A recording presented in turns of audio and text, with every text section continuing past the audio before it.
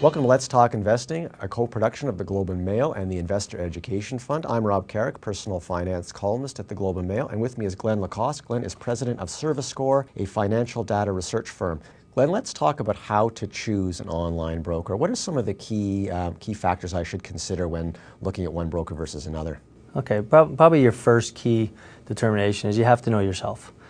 There's all kinds of brokers out there. Some cater to the active trader, some could cater to even a professional trader, and then more the, say, traditional investor is really where most people fall. So the first thing you have to do is you have to know yourself, what kind of activity levels do you do? So are you a trader who trades maybe once a month? Are you an RSP client who trades once every 6 months? Or are you somebody that's trying to dabble in there? That's an important determination. Let's say I'm fairly new to this. I don't think I'll be making a lot of trades. I don't have a lot of assets to bring. My account's fairly small.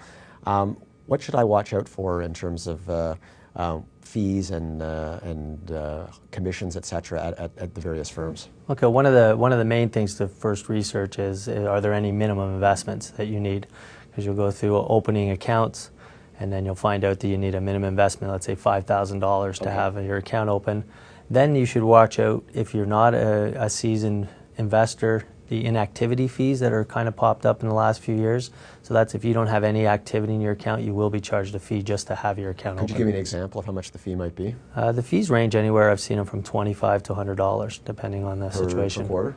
Per quarter on the 25 side, or else you get charged a yearly fee. So that could severely eat into your investment gains if you've got something very conservative and you're paying $25 a quarter. Well, absolutely. It counterbalances your commission savings is really what happens. Now, talk to me about the range of commissions out there. For someone, let's say, who's making trades of less than 1,000 shares.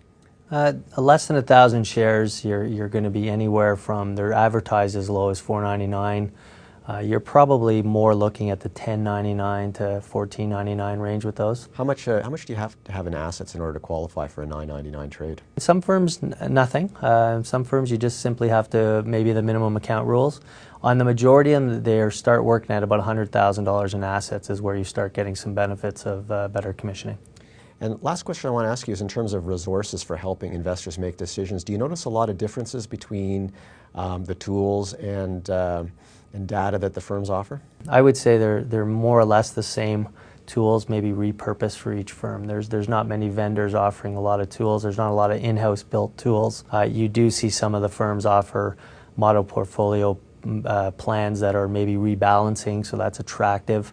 So it sounds like fees are the big determining factor then. Absolutely. Fees are number one. Thanks, Glen. Welcome.